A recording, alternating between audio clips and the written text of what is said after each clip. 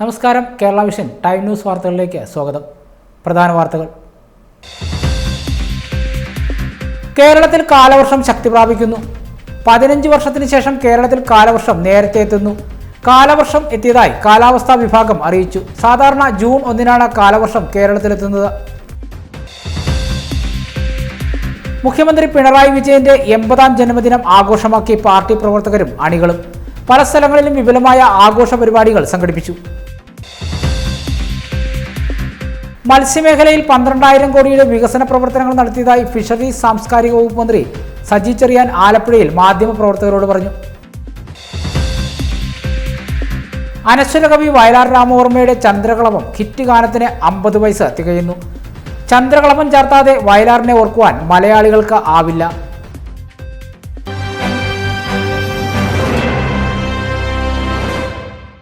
വാർത്തകൾ വിശദമായി. കേരളത്തിൽ കാലവർഷം ശക്തി പ്രാപിക്കുന്നു.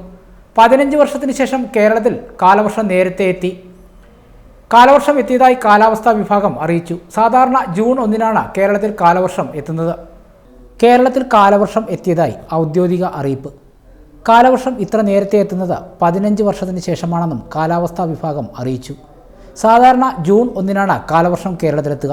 എന്നാൽ ഈ വർഷം ഒരാഴ്ച മുമ്പേ കാലവർഷം കേരളത്തിലെത്തി. കാലവർഷത്തിൻ്റെ ആദ്യ ദിവസങ്ങളിൽ അതിശക്തമായ മഴയ്ക്ക് സാധ്യതയുണ്ടെന്നാണ് കാലാവസ്ഥാ നിരീക്ഷണ കേന്ദ്രം വിലയിരുത്തുന്നത്. ഞായറാഴ്ച മലപ്പുറം, കോഴിക്കോട്, വയനാട്, കണ്ണൂർ, കാസർഗോഡ് എന്നീ ജില്ലകളിൽ റെഡ് അലർട്ട് പ്രഖ്യാപിച്ചിട്ടുണ്ട്. പത്തനംതിട്ട മുതൽ പാലക്കാട് വരെയുള്ള ജില്ലകളിൽ ഓറഞ്ച് അലർട്ടാണ്. ആലപ്പുഴ ജില്ലയിൽ ഓറഞ്ച് അലർട്ടാണ് പ്രഖ്യാപിച്ചിരിക്കുന്നത്. തുടർച്ചയായി മഴ ലഭിക്കുന്ന മേഖലകളിൽ കനത്ത ജാഗ്രത പാലിക്കണമെന്നും അറിയിച്ചിട്ടുണ്ട്. കേരള, ലക്ഷദ്വീപ് തീരങ്ങളിൽ മത്സ്യബന്ധനത്തിന് വിലക്കുണ്ട്. കേരള തീരത്ത് കള്ളക്കടൽ മുന്നറിയിപ്പുമുണ്ട്. മുഖ്യമന്ത്രി പിണറായി വിജയന്റെ 80ാം ജന്മദിനം ആഘോഷമാക്കി പാർട്ടി പ്രവർത്തകരും അണികളും. ആലപ്പുഴ ജില്ലയിലും വിപുലമായ ആഘോഷ പരിപാടികളാണ് സംഘടിപ്പിച്ചത്.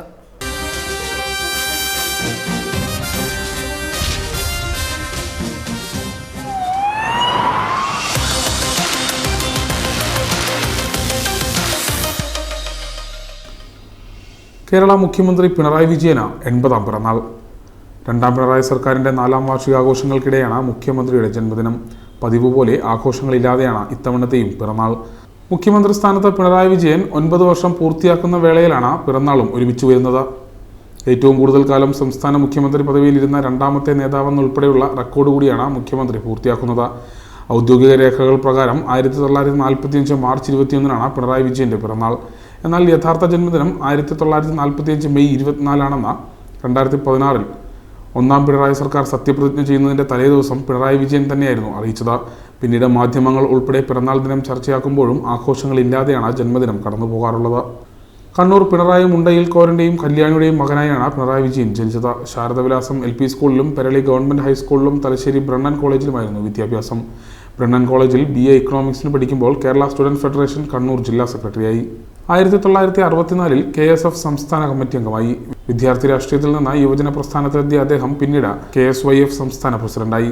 1967 CPM-ന്റെ തലശ്ശേരി മണ്ഡലം കമ്മിറ്റി സെക്രട്ടറിയായി. 1968 പാർട്ടി ജില്ലാ കമ്മിറ്റി അംഗവും 1972 ജില്ലാ സെക്രട്ടേറിയറ്റിലേക്കും 1978 സംസ്ഥാന കമ്മിറ്റിയിലേക്കും തിരഞ്ഞെടുക്കപ്പെട്ടു. ചടയൻ ഗോവിന്ദന്റെ മരണത്തെ തുടർന്ന് മന്ത്രിപദം ഉപേക്ഷിച്ച് 1998 സെപ്റ്റംബർ 25 പാർട്ടി സെക്രട്ടറിയായി. പിന്നീടുള്ള 4 നൂറ്റാണ്ട് കേരള രാഷ്ട്രീയത്തിൽ പിണറായി വിജയൻ എന്ന പേര് മാറ്റിവെക്കാൻ കഴിയാത്ത ഒന്നായി മാറി.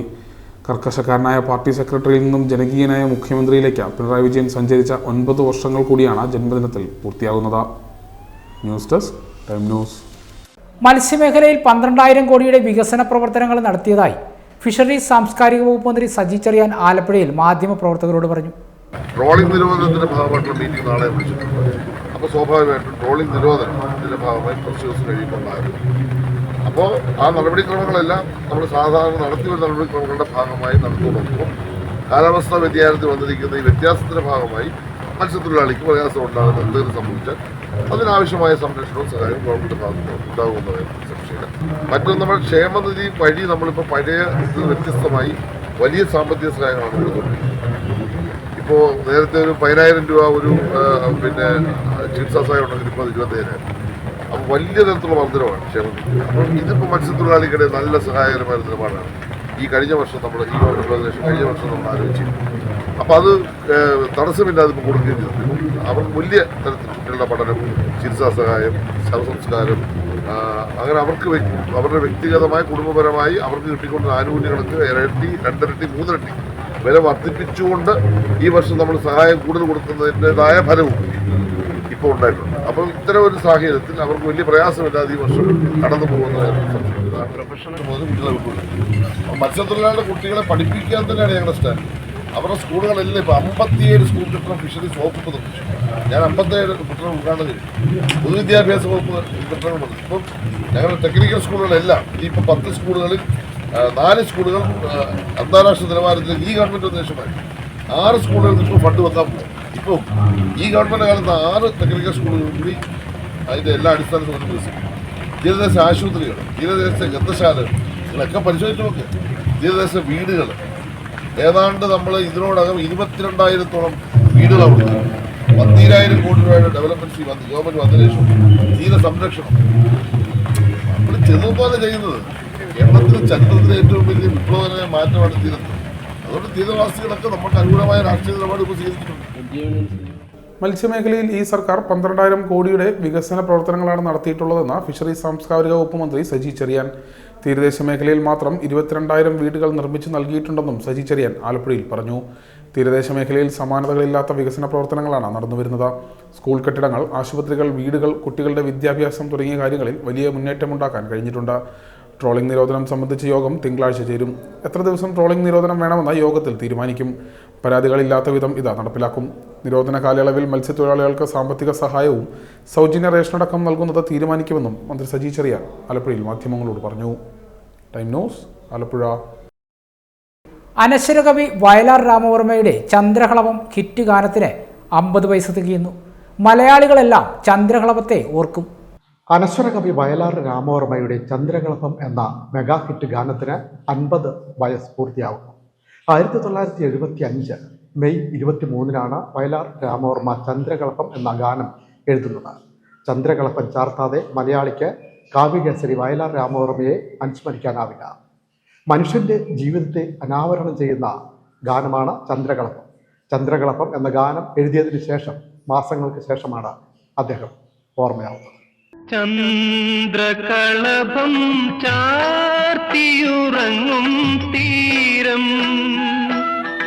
ഇന്ദ്രധനുസിൻ തൂവൽ കൊഴിയും തീരം,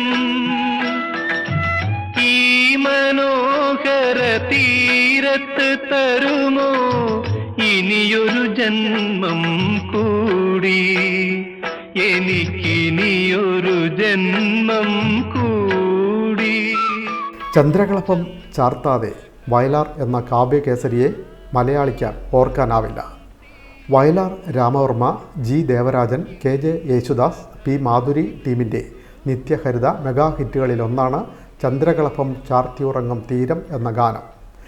1975 മെയ് 23-ന് പുറത്തിറങ്ങിയ കൊട്ടാരം വിൽക്കാനുണ്ട് എന്ന സിനിമയിലേതാണ് ഈ പാട്ട്. പ്രേംനസീറും ജയഭാരതിയും പ്രധാന വേഷത്തിലെത്തിയ സിനിമയുടെ സംവിധായകൻ K. സുഗുവാണ്. KJ യേശുദാസും P മാധുരിയും സോളോ ആയി 2 തവണയാണ് പാട്ട് പാടിയിരിക്കുന്നത്. സിനിമയിൽ ചന്ദ്രൻ എന്ന കഥാപാത്രത്തിനാണ് പ്രേംനസീർ ജീവൻ നൽകിയത്. പ്രാസവും പ്രണയവും പ്രകൃതിയും പൂവും സ്വപ്നങ്ങളും സന്ധ്യകളുമൊക്കെയുള്ള പാട്ട് മലയാളികൾ എക്കാലത്തും ഹൃദയത്തോട് ചേർത്ത് വയ്ക്കുന്നു. ഈ മനോഹര തീരത്ത് തരുമോ ഇനിയൊരു ജന്മം കൂടി, മതിയാകും വരെ ഇവിടെ ജീവിച്ച് മരിച്ചവരുണ്ടോ, കൊതി തീരും വരെ ഇവിടെ പ്രേമിച്ച് മരിച്ചവരുണ്ടോ എന്നിങ്ങനെ വരികൾ ഇന്നും മലയാളിയുടെ മനസ്സിൽ ജീവിക്കുന്നു. വയലാർ രാഘവപ്പറമ്പിലെ സ്മൃതി മണ്ഡപത്തോട് ചേർന്ന് സർക്കാർ നിർമ്മിച്ച സ്മാരകത്തിൻ്റെ പേരും ചന്ദ്രകളഭം എന്നാണ്. ഈ നിത്യഹരിതയം ഭൂമിയിലല്ലാതെ മാനസ സരസുകളുണ്ടോ. ചന്ദ്രകളഭം ചാർത്തിയുറങ്ങും തീരമെന്നുള്ള ആ അനശ്വര ഗാനം 50 വർഷം പിന്നിട്ടു എന്ന് പറയുമ്പോഴും ഇപ്പോഴും ഇനിയും വരാൻ പോകുന്ന മലയാളികളുടെ മനസ്സിൽ ആ പാട്ട് ഒരു സ്ഥിരപ്രതിഷ്ഠ നേടിയിരിക്കുകയാണ്. മനുഷ്യൻ്റെ മനസ്സിനെ മോഹിപ്പിക്കുന്ന, ജീവിക്കാൻ കൊതി തോന്നിപ്പിക്കുന്ന ഒരു ഗാനമാണ്. എനിക്ക് മരണമില്ല എന്ന് പറഞ്ഞ കവിയും വയലാറാണ്. വയലാറിൻ്റെ കവിതകളും ഗാനങ്ങളും എല്ലാ കാലത്തും ജീവിച്ചിരിക്കും എന്നുള്ളത് കൊണ്ടായിരിക്കാം പക്ഷേ എനിക്ക് മരണമില്ല എന്നുള്ളത്. മരിക്കാൻ ഭയമുള്ള മനുഷ്യനാണ് പൊതുവെ എല്ലാവരും. പക്ഷേ എങ്കിലും 1975 ഈ പാട്ട് കൊട്ടാരം വിൽക്കാനുണ്ടെന്ന് പറയുന്ന സിനിമയിൽ എഴുതുന്നത്. 75 എന്ന് പറയുമ്പോൾ 50 വർഷമായി. ഈ 75ൻ്റെ ഏറ്റവും വലിയ വേദന എന്ന് പറയുന്നത് മലയാളികളെ എക്കാലത്തേക്കും ദുഃഖത്തിലേക്ക് വീഴ്ത്തിക്കളഞ്ഞ ഒരു വേർപാടാണ്. അദ്ദേഹത്തിൻ്റെ വേർപാടും 1975 അദ്ദേഹം തിരുവനന്തപുരത്തു നിന്ന് അദ്ദേഹത്തിൻ്റെ മൃതശരീരം വയലാറ് ഏറ്റുവാങ്ങുന്നത് രക്തസാക്ഷി മണ്ഡപത്തിൻ്റെ അടുത്ത് വരുമ്പോൾ AKG ആണെന്നാണ് പിന്നെ ഏഴാച്ചേരി രാമേന്ദ്രൻ സാറിൻ്റെ ഒരു പുസ്തകത്തിൽ ഞാൻ വായിച്ചിട്ടുള്ളത്. അപ്പോൾ AKG വിതുമ്പിപ്പോയി വയലാറിൻ്റെ ശരീരം രക്തസാക്ഷി മണ്ഡപത്തിലേക്ക് ഏറ്റുവാങ്ങിയപ്പോഴാണ്. അപ്പോൾ വയലാറിനെ മാത്രമല്ല, ഈ വയലാർ എന്ന് പറയുന്നത് ലോകത്തെങ്ങുമുള്ള മലയാളികളുടെ മനസ്സിൽ വളരെ വളർന്ന് പന്തലിച്ച് കിടക്കുന്നതാണ്. അദ്ദേഹത്തെ ഒരിക്കലും മറക്കാൻ കഴിയില്ല. ഈ നാടിനും മലയാളികൾക്കും മറക്കാൻ പറ്റില്ല. ചന്ദ്രകളഭം ചാർത്തിയുറങ്ങും തീരം, ഇന്ദ്രധനുസിൻ തൂവൽ കൊഴിയും തീരം, ഈ മനോഹര തീരത്തു തരുമോ ഇനിയൊരു ജന്മം കൂടി, എനിക്കിനിയൊരു ജന്മം കൂടി. Time news Cherthala. ചേർത്തലയിൽ 5 വയസ്സുകാരന് രണ്ടാനച്ഛനിൽ നിന്നും ക്രൂര മർദ്ദനം. ചേർത്തല പോലീസ് അന്വേഷണം ആരംഭിച്ചു. ബാലാവകാശ കമ്മീഷൻ റിപ്പോർട്ട് തേടി. ചേർത്തല നഗരത്തിൽ പഠിക്കുന്ന 5 വയസ്സ് മാത്രം പ്രായമുള്ള വിദ്യാർത്ഥിയാണ് രണ്ടാനച്ഛനിൽ നിന്നും നിരന്തരം മർദ്ദനമേറ്റത്. ഇതേ തുടർന്ന് സ്കൂൾ PTA നേതൃത്വത്തിൽ ചേർത്തല പോലീസിൽ ആദ്യം പരാതി നൽകി. പരാതിയുടെ അടിസ്ഥാനത്തിൽ ചേർത്തല പോലീസ് കേസെടുത്ത് അന്വേഷണം ആരംഭിച്ചു. ഇതിനിടയിലാണ് ബാലാവകാശ കമ്മീഷൻ സംഭവത്തിൽ ഇടപെട്ടത്. രണ്ടാനച്ഛനെ ഉപദ്രവിക്കുന്നതുമായി ബന്ധപ്പെട്ടുകൊണ്ടുള്ള ഒരു പരാതി ഇന്ന് ചേർത്തല പോലീസിൽ ഞങ്ങൾ PTA സ്കൂളിലും അതിർത്തിലും കൊടുത്തിരുന്നു. കുട്ടി നന്നായി പഠിക്കുന്നൊരു വിദ്യാർത്ഥിയായിരുന്നു. പക്ഷേ കുറച്ച് നാളുകളായി കുട്ടി കൃത്യമായി ക്ലാസ്സിൽ വരികയോ അതേപോലെ തന്നെ പഠന നിലവാരത്തിൽ മികവ് ചെയ്യുന്നില്ല. എന്ന് മാത്രമല്ല, ഭക്ഷണം കൃത്യമായി കൊണ്ടുവരികയോ അതേപോലെ മുഷിഞ്ഞ ഡ്രസ്സ് ഒക്കെ ധരിച്ചാണ് കുട്ടി സ്കൂളിൽ വരുന്നത്. ഈ കാര്യങ്ങളെല്ലാം സ്കൂളിലെ PTA അധ്യാപകരും ശ്രദ്ധയിൽപ്പെടുകയും കുട്ടിയോട് വിളിച്ച് കാര്യങ്ങൾ അന്വേഷിച്ചതിൽ വെച്ചിട്ട് കുട്ടിയുടെ രണ്ടാനച്ഛനായിട്ടുള്ള റജി എന്ന് വിളിക്കുന്ന വ്യക്തി കുട്ടി നിരന്തരമായി അതിക്രൂരമായി ശാരീരികമായും മാനസികമായും ഉപദ്രവിക്കുന്ന ശ്രദ്ധയിൽപ്പെട്ടു. അതേ തുടർന്ന് അധ്യാപകരും PTA അംഗങ്ങളും എല്ലാം ചേർന്ന് കുട്ടിയുടെ വീടിൻ്റെ പരിസരവാസികളെല്ലാം അന്വേഷിച്ചതിൽ വെച്ചിട്ട് കുട്ടിയുടെ രണ്ടാനച്ഛൻ നിരന്തരമായി ഉപദ്രവിക്കുന്നതായി ബോധ്യപ്പെട്ടിട്ടുള്ളതാണ്. ഇതേ തുടർന്ന് ഇന്ന് രാവിലെ കുട്ടിയെ സ്കൂളിൽ വിളിച്ചു വരുത്തി കുട്ടിയോട് അധ്യാപകരും PTA അംഗങ്ങളും ചേർന്ന് കാര്യങ്ങൾ അന്വേഷിച്ചതിൽ വെച്ചിട്ട് കുട്ടിയെ രണ്ടാനച്ഛൻ ക്രൂരമായി ഉപദ്രവിക്കുന്ന ശ്രദ്ധപ്പെട്ടിട്ടുണ്ട്. ഈ പരാതി അന്വേഷിച്ച് ആവശ്യമായ നടപടികൾ റജിക്കെതിരെ ഈ രണ്ടാനച്ഛനെതിരെ എടുക്കണമെന്നാണ് PTA പറയാനുള്ളത്. മാത്രമല്ല, കുട്ടിയുടെ ഉത്തരവാദിത്വം, കുട്ടിയുടെ സംരക്ഷണ ചൈൽഡ് പ്രൊട്ടക്ഷൻ വെൽഫെയർ കമ്മിറ്റി ഏറ്റെടുത്തുകൊണ്ട് കുട്ടിയെ സുരക്ഷിതമായ കേന്ദ്രത്തിലേക്ക് മാറ്റണം എന്നുകൂടി PTA അഭ്യർത്ഥിക്കാനുണ്ട്. കുട്ടിയുടെ വിവരങ്ങൾ ചൈൽഡ് വെൽഫെയർ കമ്മിറ്റിക്ക് കൈമാറി. ബാലാവകാശ കമ്മീഷൻ അംഗം അഡ്വക്കേറ്റ് ജലജ ചന്ദ്രൻ വിശദമായ അന്വേഷണം നടത്താൻ ജില്ലാ ശിശു സംരക്ഷണ സമിതി ഓഫീസറോടും നിർദ്ദേശം നൽകിയിട്ടുണ്ട്. വിശദമായ പരിശോധന നടത്തി വീട്ടിൽ നിന്നും കുട്ടിയെ അടിയന്തരമായി മാറ്റണമെങ്കിൽ ഇതിനും നടപടിയെടുക്കുവാനും നിർദ്ദേശം നൽകിയിട്ടുണ്ട്. സ്കൂൾ തുറക്കുന്നതിന് മുന്നോടിയായി അമ്പലപ്പുഴയിൽ സ്കൂൾ ബസ്സുകളുടെ പ്രത്യേക സുരക്ഷാ പരിശോധന ആരംഭിച്ചു. അമ്പലപ്പുഴ നിയോജകമണ്ഡലത്തിലെ സ്കൂളുകളുടെ ബസ്സുകളുടെ പരിശോധനയാണ് ആരംഭിച്ചത്. അമ്പലപ്പുഴ താലൂക്കിൽപ്പെടുന്ന വിദ്യാഭ്യാസ സ്ഥാപനങ്ങളുടെ EIB വാഹനങ്ങളുടെ പ്രത്യേക സുരക്ഷാ പരിശോധനയാണ് ആരംഭിച്ചത്. ഫിറ്റ്നസ് ടെസ്റ്റിംഗ് ഗ്രൗണ്ടിലാണ് പരിശോധന നടന്നത്. നിലവിൽ ഫിറ്റ്നസ് ടെസ്റ്റുള്ള വാഹനങ്ങളാണ് പുനഃപരിശോധിക്കുന്നത്. Speed governor, vehicle location tracking system, emergency exit, fire extinguisher തുടങ്ങി സ്കൂൾ ബസ്സുകൾക്ക് നിർബന്ധമായും വേണ്ട കാര്യങ്ങൾ ചെക്ക് ലിസ്റ്റ് തയ്യാറാക്കി പരിശോധിക്കും. കളർ, വാഹനത്തിൽ പ്രദർശിപ്പിക്കേണ്ട കാര്യങ്ങൾ, വാഹനത്തിൻ്റെ രേഖകളുടെ കാലാവധി മുതലായവ പരിശോധിക്കും. വാഹനം റോഡ് ഉപയോഗപ്രദമാണെന്ന് ഉറപ്പുവരുത്തും. കുട്ടികളുടെ സുരക്ഷ ഉറപ്പാക്കുന്നതിനായി നടത്തുന്ന ഈ പരിശോധനയുടെ മുന്നോടിയായി സ്കൂൾ ബസ് ഡ്രൈവർമാർക്കും ആയമാർക്കും പരിശീലനം നൽകിയിരുന്നു. നമ്മുടെ സേഫ്റ്റി നോക്കിയിട്ട് നമ്മൾ ഏറ്റവും ഫയറിന്റെ അടുത്ത് വരിക. ഫയറിന്റെ അടുത്ത് വന്നിട്ട് ഈ സ്ക്രൂസ് ലിവർ പ്രസ് ചെയ്താൽ മതി. പറക്കും. അതാണ് പ്രത്യേക പരിശോധനയ്ക്ക് എത്തി വിജയിക്കുന്ന വാഹനങ്ങൾക്ക് സ്റ്റിക്കർ പതിക്കും. ഹാജരാകാത്ത വാഹനങ്ങൾക്കെതിരെ നിയമ നടപടിയും ഉണ്ടാകും. സുരക്ഷാ മാനദണ്ഡങ്ങൾ പാലിക്കാത്ത വാഹനങ്ങളുടെ ഫിറ്റ്നസ് റദ്ദാക്കുന്നത് ഉൾപ്പെടെയുള്ള നടപടികൾ സ്വീകരിക്കുമെന്നും ആലപ്പുഴ RTO അറിയിച്ചു. അധ്യയന വർഷം ആരംഭിക്കാൻ പോവുകയാണ്. അപ്പോൾ അതിന്റെ മുന്നോടിയായിട്ട് സ്കൂൾ വിദ്യാർത്ഥികളുടെ സുരക്ഷ ഉറപ്പാക്കുന്നതിന്റെ ഭാഗമായിട്ടാണ് മോട്ടോർ വാഹന വകുപ്പ് സ്കൂൾ ബസ്സുകളിൽ പ്രത്യേക പരിശോധന നടത്തുന്നതും അതിലെ ജീവനക്കാർക്ക് പ്രത്യേക പരിശീലനം നൽകുന്നതും. ആലപ്പുഴ ആർടിഒയുടെ നേതൃത്വത്തിൽ ജില്ലയിലെ ആലപ്പുഴ ആർടിഒയുടെ പരിധിയിൽ വരുന്ന സ്കൂൾ ബസ് ഡ്രൈവർമാർക്കും ആയമാർക്കും കഴിഞ്ഞ ആഴ്ചയിൽ പരിശീലനം നൽകിയിരുന്നു. അപ്പോൾ അതിന്റെ ഭാഗമായിട്ട് ഇന്നിപ്പോൾ ഇവിടെ നടക്കുന്നത് സ്കൂൾ ബസ്സുകളുടെ പ്രത്യേക പരിശോധനയാണ്. അപ്പോൾ എന്തൊക്കെയാണ് ഒരു സ്കൂൾ ബസ്സിന് മാൻഡേറ്ററി ആയിട്ട് വേണ്ടത്, ആ കാര്യങ്ങൾ വാഹനത്തിൽ എന്തൊക്കെയാണ് എക്സിബിറ്റ് ചെയ്യേണ്ടത്, മറ്റ് കുട്ടികളുടെ സുരക്ഷ ഉറപ്പാക്കാൻ കംഫോർട്ട് ഉണ്ടാക്കാനും എന്തൊക്കെ കാര്യങ്ങളാണ് വേണ്ടത്, ഇത്തരം കാര്യങ്ങളെക്കുറിച്ച് അവർക്ക് അവയർനെസ് കൊടുത്തിട്ടുണ്ട്. അപ്പോൾ അത് ഇന്ന് പരിശോധിച്ച് സുരക്ഷ ഉറപ്പ് വരുത്തിയിട്ടുള്ള വാഹനങ്ങൾക്ക് പ്രത്യേക സ്റ്റിക്കർ പതിക്കുന്നതായിരിക്കും. Time news Alappuzha. Arthunkal fisheries harbour മൂന്നാംഘട്ട നിർമ്മാണ പ്രവർത്തനങ്ങൾ ഉടൻ ആരംഭിക്കണമെന്ന് ലാറ്റിൻ ഫ്രാറ്റേണിറ്റി കോൺഗ്രസ് ആവശ്യപ്പെട്ടു.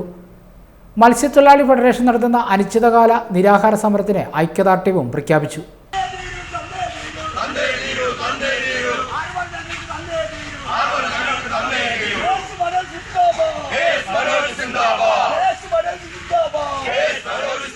അർത്തുങ്കൽ ഹാർബറിന്റെ മൂന്നാംഘട്ട നിർമ്മാണം ഉടൻ ആരംഭിക്കണമെന്ന് ആവശ്യപ്പെട്ടുകൊണ്ട് കേരള സ്വതന്ത്ര മത്സ്യത്തൊഴിലാളി ഫെഡറേഷൻ നടത്തിവരുന്ന അനിശ്ചിതകാല സത്യാഗ്രഹത്തിന് ലാറ്റിൻ ഫ്രറ്റേണിറ്റി കോൺഗ്രസ് ഐക്യദാർഢ്യം പ്രഖ്യാപിച്ചു. ലാറ്റിൻ ഫ്രറ്റേണിറ്റി കോൺഗ്രസ് സംസ്ഥാന പ്രസിഡന്റ് ഡോക്ടർ കെ.എസ്. മനോജ് 58ാമത് ദിവസത്തെ സമരം ഉദ്ഘാടനം ചെയ്തു. LFC ചേർത്തല നിയോജകമണ്ഡലം പ്രസിഡന്റ് സാബു ജോൺ അധ്യക്ഷത വഹിച്ചു. കേരള സ്വതന്ത്ര മത്സ്യത്തൊഴിലാളി ഫെഡറേഷൻ സംസ്ഥാന പ്രസിഡന്റ് ജാക്സൺ നാറാട്ടുകുളം, ജില്ലാ പ്രസിഡന്റ് രാജു ആശ്രയം, ആന്റണി കുരിശുങ്കൽ, മത്സ്യത്തൊഴിലാളി കോൺഗ്രസ് സംസ്ഥാന സെക്രട്ടറി ബാബു ആന്റണി, ആലപ്പുഴ ജില്ലാ പഞ്ചായത്ത് അംഗം സജിമോൾ ഫ്രാൻസിസ്, LFC സംസ്ഥാന വൈസ് പ്രസിഡന്റ് PJ ബിൽസൺ തുടങ്ങിയവർ സംസാരിച്ചു.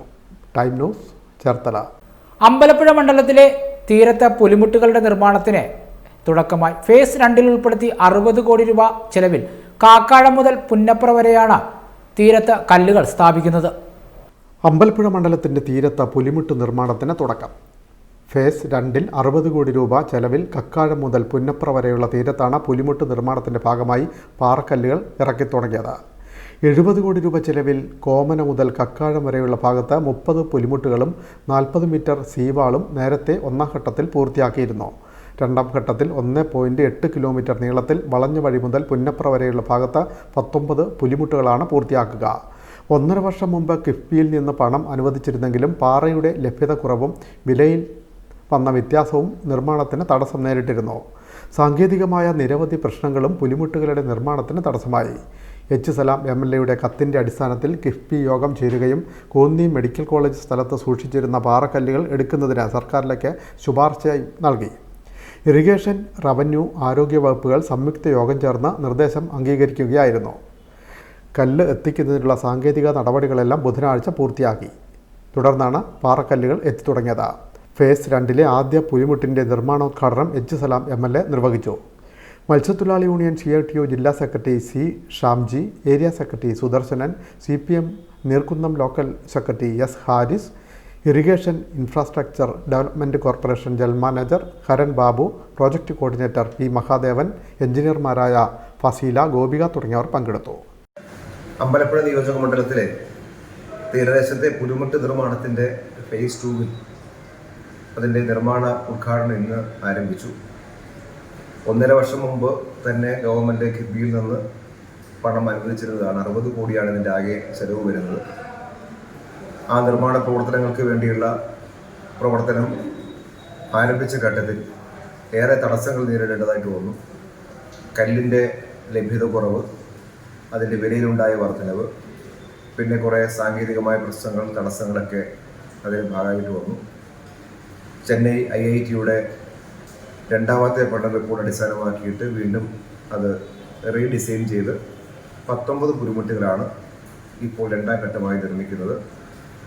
ഫേസ് 1 നിശ്ചയിച്ച് തീരുമാനിച്ച് നിർമ്മിച്ച പുന്നപ്ര ഭാഗത്തെ ലാസ്റ്റ് പോയിന്റിൽ നിന്ന് ആരംഭിക്കുന്ന 19 പുലിമുട്ടാണ് ഇപ്പോൾ നിർമ്മാണം ആരംഭിച്ചിട്ടുള്ളത്.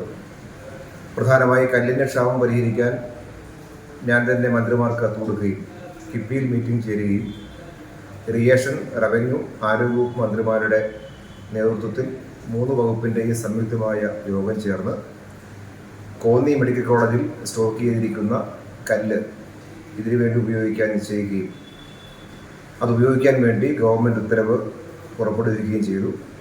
ആ ഉത്തരവിനെ തുടർന്നുള്ള മറ്റ് സാങ്കേതികമായ നടപടികളെല്ലാം തന്നെ മിനിഞ്ഞാന്ന് പൂർത്തീകരിച്ചുകൊണ്ടാണ് ഇപ്പോൾ പുലിമുട്ട് നിർമ്മിക്കാൻ വേണ്ടിയുള്ള ആദ്യ പടിയായ കല്ല് ഇപ്പോൾ എത്തി തുടങ്ങി. ഇന്നിപ്പോൾ നിർമ്മാണം ആരംഭിച്ചിട്ടുള്ളത്. Time news Ambalappuzha.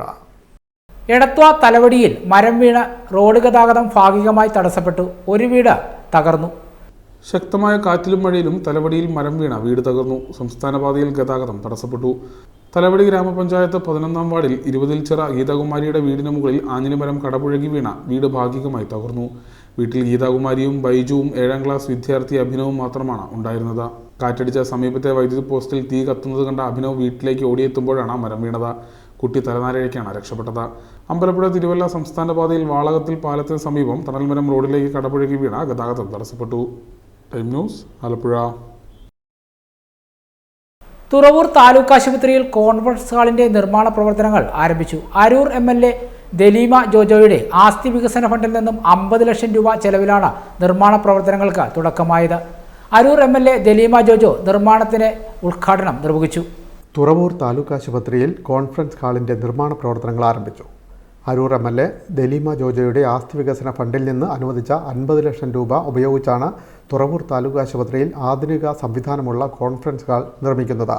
Daleema Jojo MLA നിർമ്മാണോദ്ഘാടനം നിർവഹിച്ചു. സ്ഥലമെടുപ്പുമായിട്ട് ബന്ധപ്പെട്ട് നമ്മുടെ തദ്ദേശ സ്വയംഭരണ സ്ഥാപന ബ്ലോക്കും ജില്ലാ പഞ്ചായത്തും MLAയും ഒക്കെ പരിശ്രമിച്ചിട്ട് ആ സ്ഥലമെടുപ്പുമായിട്ട് ബന്ധപ്പെട്ട് 2 കോടി നമുക്ക് കിട്ടിയിട്ടുണ്ട്. പട്ടണക്കാട് ബ്ലോക്ക് പഞ്ചായത്ത് പ്രസിഡന്റ് മേരി ടെൽഷ്യ അധ്യക്ഷത വഹിച്ചു. Block panchayat vice president R Jeevan, വികസന standing committee chairperson Jaya Prathapan, ആരോഗ്യ standing committee chairman VK Sabu, block panchayat അംഗങ്ങളായ AU Aneesh, Latha Sasidharan, block panchayat AXC Jinesh, HMC അംഗങ്ങളായ PD Rameshan, Jomon Kottupally, Benny Velissery, P Salimkumar, medical officer doctor Joy, health superintendent Raji തുടങ്ങിയവർ പങ്കെടുത്തു. Time news Thuravoor. ചേർത്തലയിലെ CPM നേതാവും മുനിസിപ്പൽ നഗരസഭ വൈസ് ചെയർമാനുമായ CK മണിയന്റെ 14-ാം ചരമദിനം ചേർത്തലയിൽ ആചരിച്ചു.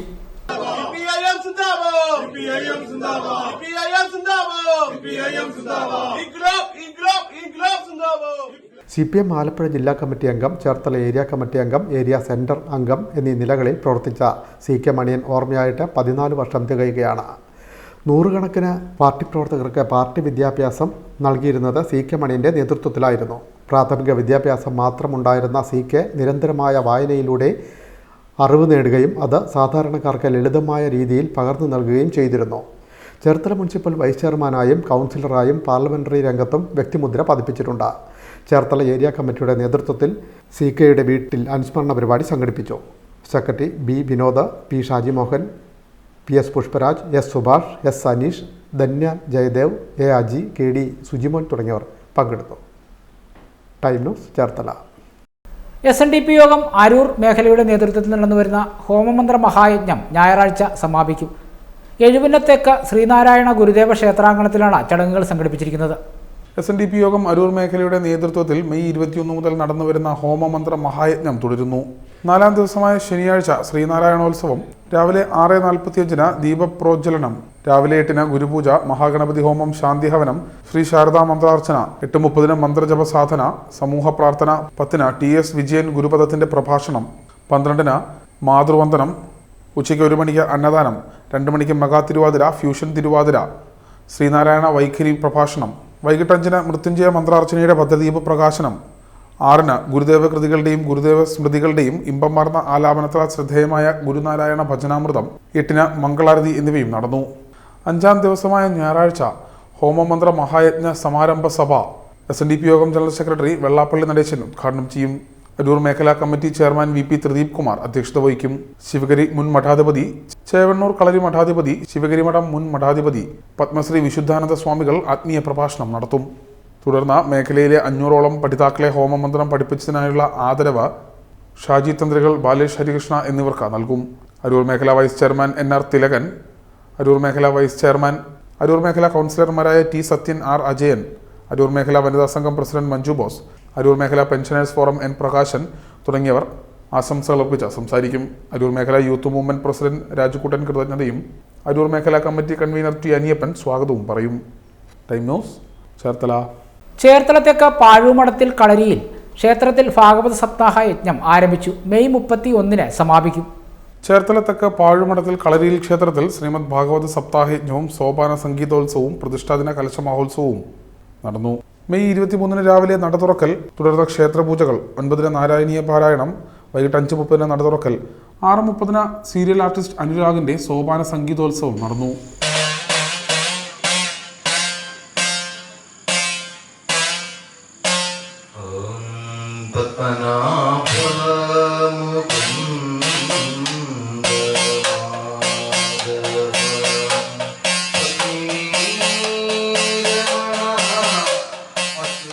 ദീപാരാധനയ്ക്ക് ശേഷം മെൽത്തറോട്ടം ധന്വന്തരി ക്ഷേത്രം മേൽശാന്തി സതീശൻ പോറ്റി ഭാഗവത സപ്താഹയജ്ഞത്തിന് ഭദ്രദീപ പ്രകാശന കർമ്മം നിർവഹിച്ചു. കുന്നേൽ രാജേഷ് ഗ്രന്ഥസമർപ്പണം നടത്തി. തുടർന്ന് വിഭവ സമാഹരണം നടന്നു. Thiruvithamkoor Devaswom board sub group ഓഫീസറായി സ്ഥാനക്കയറ്റം ലഭിച്ച കാഞ്ചി കാമകോടി പീഠം ആസ്ഥാന വിദ്വാൻ ഡോക്ടർ മർത്തോരോട്ടം ഉണ്ണികൃഷ്ണമാരാരെ സപ്താഹവേദിയിൽ ആദരിച്ചു. കീരിക്കാട് രാജു നാരായണനാണ് യജ്ഞാചാര്യൻ. ക്ഷേത്രഭരണസമിതി രക്ഷാധികാരി CN Gopalakrishna Panicker, president CN Parameswara Panicker, secretary Mahesh C, treasurer Sreelekha Radhakrishnan എന്നിവരുടെ നേതൃത്വത്തിലാണ് ചടങ്ങുകൾ നടന്നത്.